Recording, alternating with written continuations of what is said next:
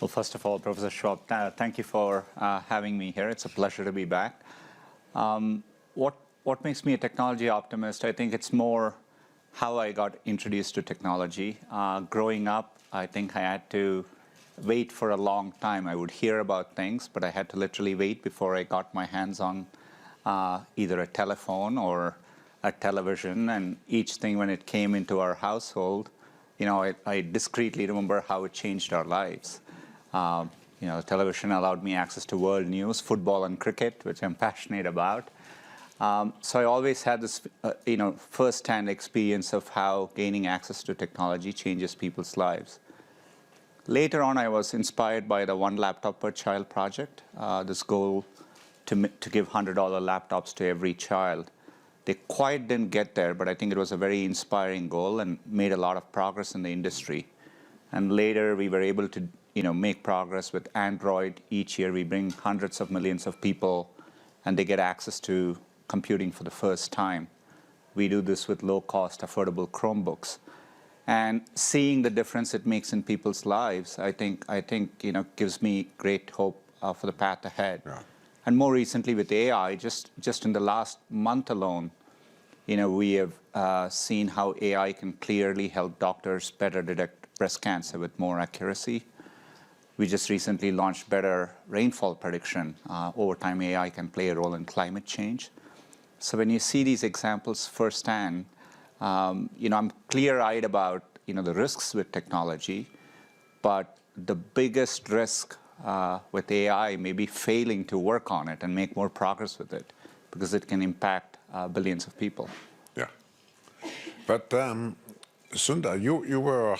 If I look what has happened in technology over the last, I would even say 30 years, there was one big breakthrough. It was actually when AlphaGo was beating Lee Sedol. I think we haven't really understood yet the implications of this breakthrough.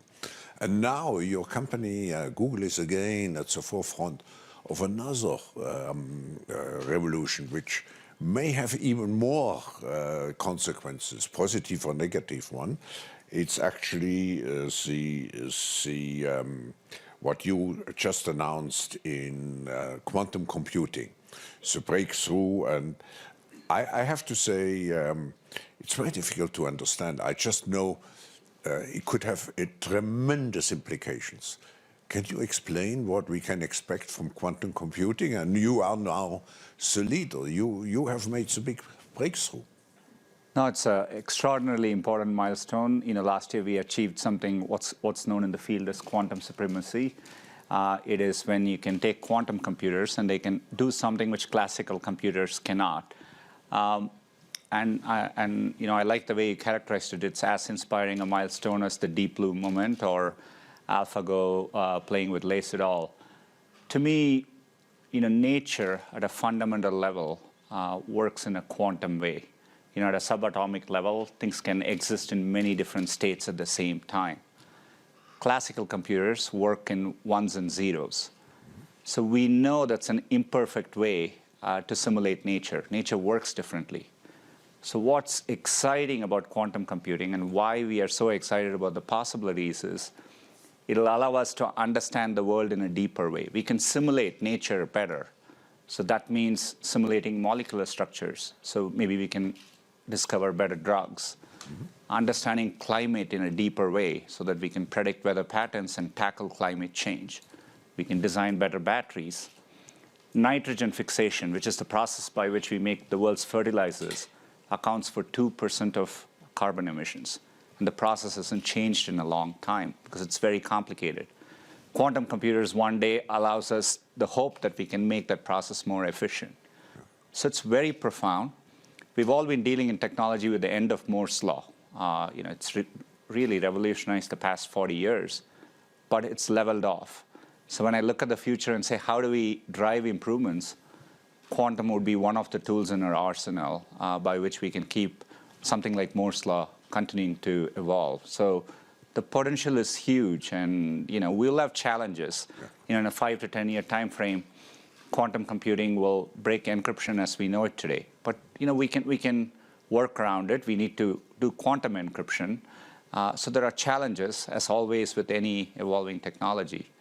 But I think the combination of AI and quantum will help us tackle some of the biggest problems we see. And you add also, to a certain extent, genetics. I mean, I think quantum computing and biology will one of the biggest potential. Will have a great potential, positive and negative one. The positive one, as you're saying rightly, is to simulate molecules, protein folding, et cetera. It's very, very complex today. We cannot do it with classical computers. So with quantum computers, we can.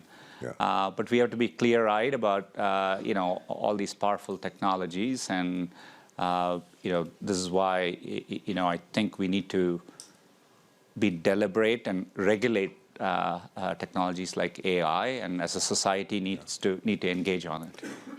But that leads me to the next question, actually, because in an editorial in Financial Times, which I read just before the annual meeting, you stated, and I quote, "Google's role starts with recognizing the need for a principled and regulated approach for applying artificial intelligence." What does it really mean? I've said this before.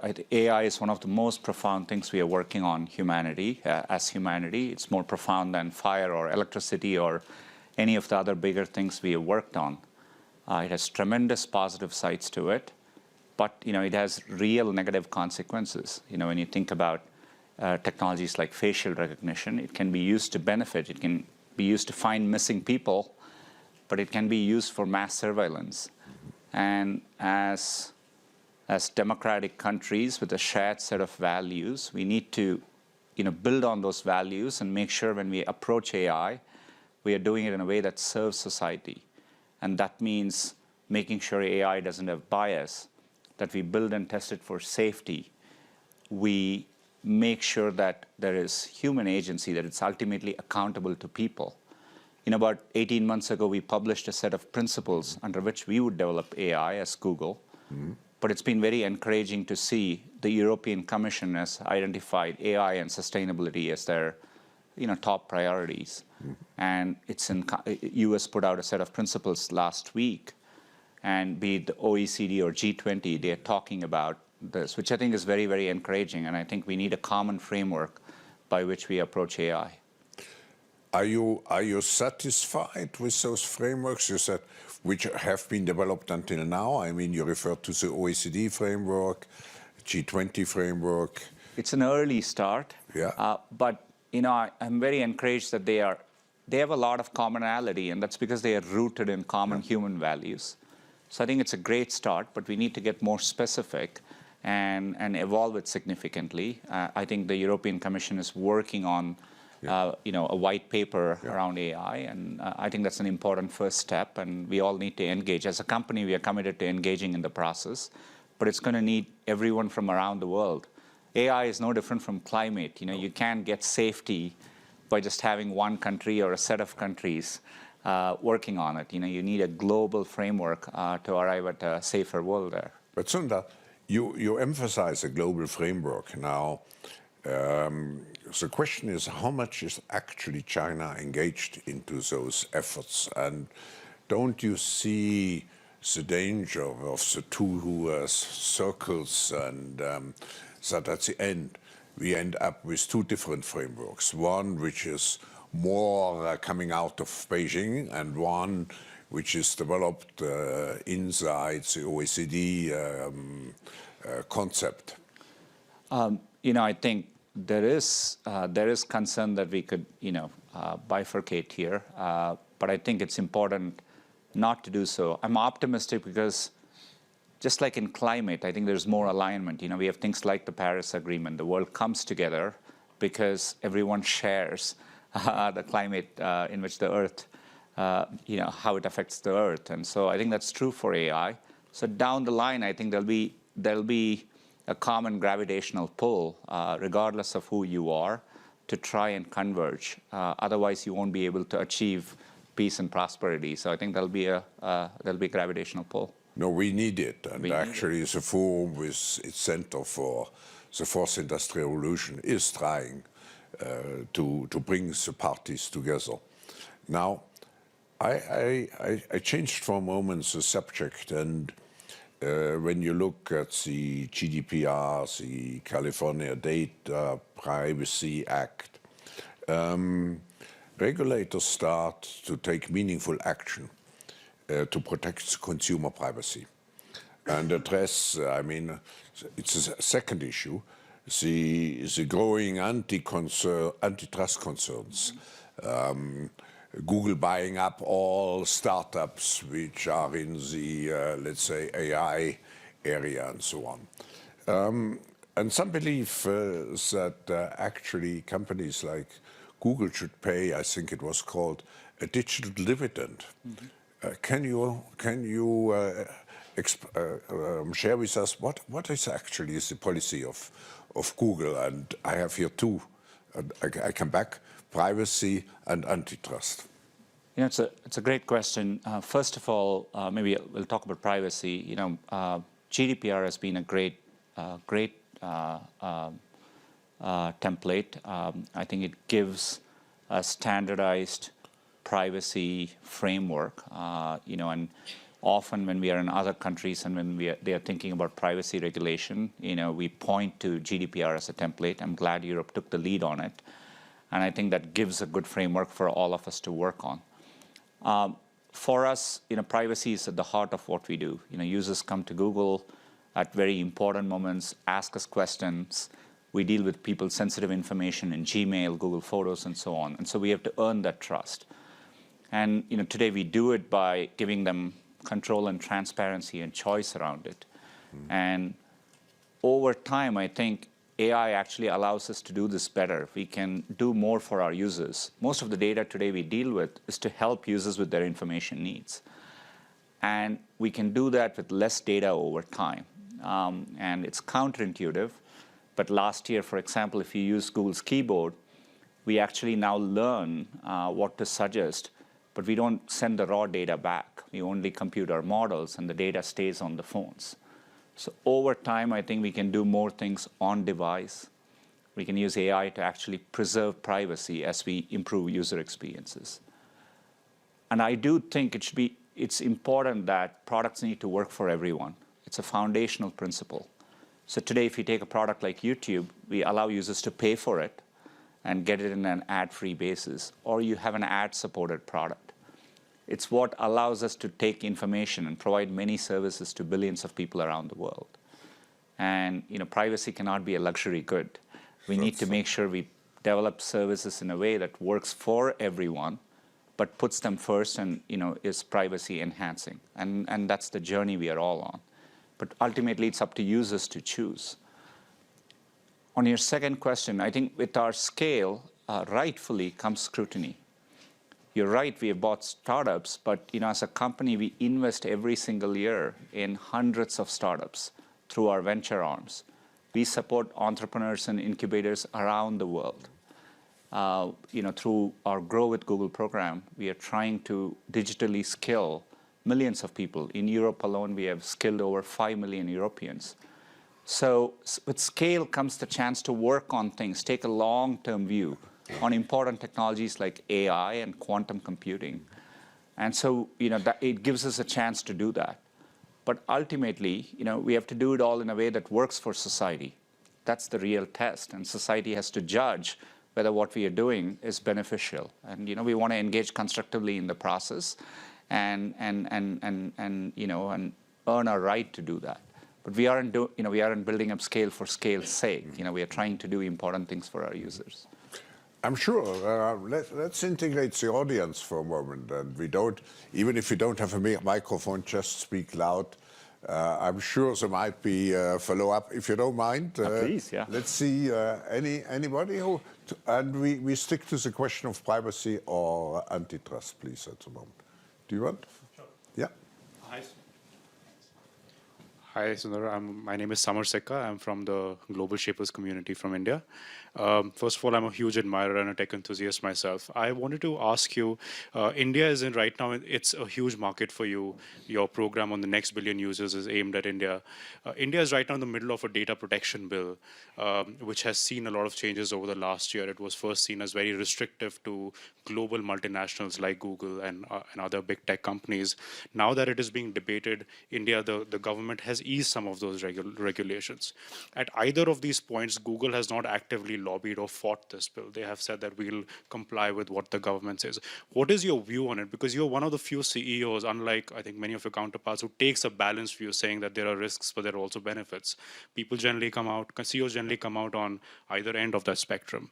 What would you like to see come out of the data protection bill, where the next billion users in India could benefit, but Google could also sort of move towards its vision? I would just enlarge your question and not relate apply. it to India, but to what. So the question would be, if you would design, from your point of view, an ideal data protection bill, how would it look like? It's a great question. We are in the World Economic Forum. We bring people together. That's what the internet is all about. The value of internet comes in connecting the world. And to do that, you need a free, open internet to work. At the same time, and I see it's not just in India, as Professor Schwab mentioned, it's a big topic in Europe and all other countries around the world. Politicians, rightfully, they are charged with protecting their citizens, and as part of that, data sovereignty is an important topic as well. But it is inherently a balance, right? And I think countries need to focus on the highest risk areas and maybe add protections around it. But you want to, help preserve a common internet.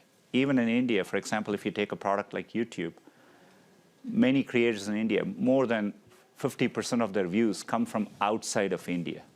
The internet is essentially an export product. You can build a service, regardless of where you build it, you can reach people around the world. That's what's great about the digital economy. It creates new opportunities. And so that's the balance countries have to strike. But I think, I think there are good regulations. GDPR is a good framework as we think about how you can protect privacy for your users, for your citizens. Doesn't always mean data has to be siloed in a particular way. And I think we need to evolve those frameworks carefully. Any other comments? Let me see. Maybe someone from behind. Let's go into the back. Yeah. Hello, my name is Guan from Learnable AI, actually an AI startup from Harvard Innovation Lab. So we do a lot of explainable AI. And I'm a big fan of Google's technology, especially DeepMind. So I want to know, in terms of transparency and explainability for AI, what do Google think, and what's Google's plan? Thank you. Such a great question. One of our AI principles is that AI is ultimately accountable to humans, and to do that well, explainability is a big part of it. Now, you can imagine a self-driving car making a decision and us being able to explain. I think it's worth remembering humans can't always explain how we make our decisions. We think we can, and we say some things, but that's not how it really happens. So I think it's worth remembering that. But we are building, it's one of our most active areas of research. For example, to counter AI bias, last year we published research. So for example, if you have an image recognition algorithm and it predicts and says these are doctors, we can now say what are the variables you're using to predict that these images are doctors. It may say white coats, that makes sense. But sometimes the model can say male because it has seen only pictures of male doctors. And then it's not working well. That's an example of explainability which we do. And we are working hard to drive that. But it is an area of research. But I think it's an important principle to do that before we use AI in high-risk applications. And but it's exciting as well. AI actually gives us a chance to do some things where humans are actually biased, and we reinforce our bias to understand that, counter it, and do it in a better way as well. So we need to invest to get there. Yeah. Let me take one other. Hello, I'm Claudio Leverance, also from the Global Shapers community. And I wanted to know your thoughts about data privacy and health-related data. What do you think is the direction that Google will lead the health data in? You know, the good thing about the healthcare sector, is that there are already strong regulations in place. You know, as we think about regulating AI, I think it's important to leverage regulations where they exist. And healthcare has good privacy protecting regulations in place. As Google, we see a huge opportunity in healthcare. But when we work on healthcare, when we work with hospitals, the data belongs to hospitals, right? And that's how we approach it. Where we can, we encrypt the data, and the hospitals would have the key for it. But look at the potential here. When we look at an area like radiology, there are often times cancer gets missed, and the difference in outcomes is profound. When you take an area like lung cancer and you show the pathology results to experts, very often if you show it to 10 experts, 5 people agree one way, 5 people agree the other way. We know we can use AI to make it better. And so I think it's important we do that. But I think these are areas in which you have to do it with privacy in mind. I'm encouraged that there is strong privacy protecting regulation already in place, which gives us a framework to do it well. But I think healthcare offers the biggest potential, I think, over the next 5 to 10 years to really improve outcomes. And so we are committed to doing that. The forum is working together with the Japanese government to address this issue, to find the right balance between privacy and access to the data. Now, if I look at Apple and particularly also your transition from at Google and your transition from now from Google to Alphabet, you are involved in so many different areas. I mean, Waymo, Sidewalk, and so on and so on. How do you see the future of the company? Is it a giant which sucks up everything, or how do you see Google in 5 years from now? Look, we know we will do well only if others do well along with us. You know, that's how Google works today. Through search, we help users reach information they want, including businesses, and businesses grow along with search. In the US alone last year, we created $335 billion of economic opportunity, and that's true in every country around the world. We think with Alphabet there is a real chance to take a long-term view and work on technology which can improve people's lives. But we won't do it alone. In many of the other bets which we are working on, where we can, we take outside investments. Yeah. These companies are independent, so you can imagine we'll do it in partnerships with the other companies. And Alphabet gives us the flexibility to have different structures for different areas in the way we need them to. If it's healthcare, we can deeply partner with other companies. Today, we partner with the leading healthcare companies as we work on these efforts. So we understand for Alphabet to do well, we inherently need to do it in a way that works with other companies, creates an ecosystem around it. This is why last year, just through our venture arm, we invested in over 100 companies. We are just investors in these companies, and they're going to be independent companies. We want them to thrive and succeed. And so, that's the way we think about it.